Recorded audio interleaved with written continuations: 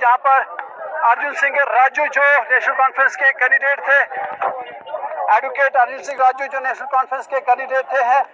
और